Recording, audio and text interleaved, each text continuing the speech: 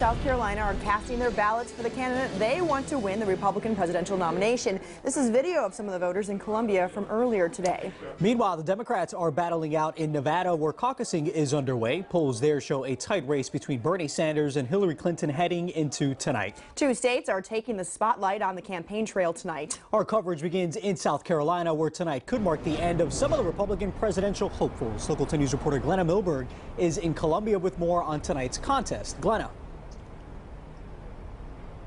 Carlos, that is exactly what the conventional wisdom is, that this state will be a weed-out state, and placing in the top 3 or 4 is absolutely critical for the candidates, and all of the candidates but one were out at the polls this morning campaigning to the very last minute. We were at the polls too, and we found voters today making decisions as they were approaching the voting booth. Morning, how are you? Here to vote today? The turnout started early at the precincts, a neighborhood church, and historic fire station. For us to be at page 3 at this time of day is unheard of. All right, so you're going to be signing on 16. South Carolina's GOP primary is open to registered state voters of either party and independents. You can vote in whichever primary you want to vote in, but you can only vote in one. For the candidates campaigning at precincts around the state, much is riding on the South's first vote.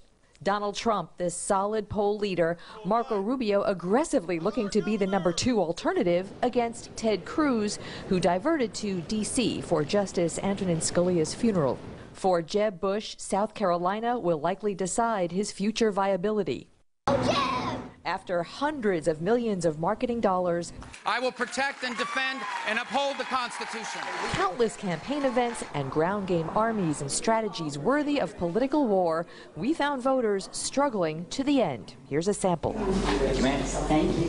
There was nobody that I could just grasp and get behind. I was changing my mind every day. We had to research a lot because the candidate pool was huge. I was undecided until yesterday, and it was just a specific moment with one of the candidates that kind of confirmed my decision. At the end of the day, I want somebody that's going to be able to beat the Democratic candidate in the general election.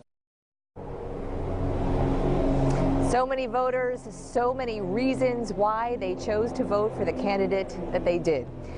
This will be, no doubt, a record turnout. We don't have those numbers yet, but by all accounts, watching the poll numbers, talking to the poll and the precinct leaders, they are saying they are seeing more people than ever before.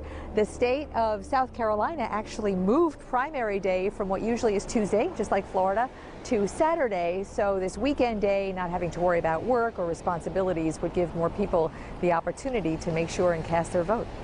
I'm Glenna Milberg, live in Columbia, South Carolina today, Local 10 News. And with the caucuses already underway, we're starting to get our first numbers out of Nevada. So far, Hillary Clinton has taken a slight lead. At last check, she was polling at 52%. Senator Bernie Sanders is trailing closely behind with 47.9% of the vote. There is still a little over half of the vote outstanding.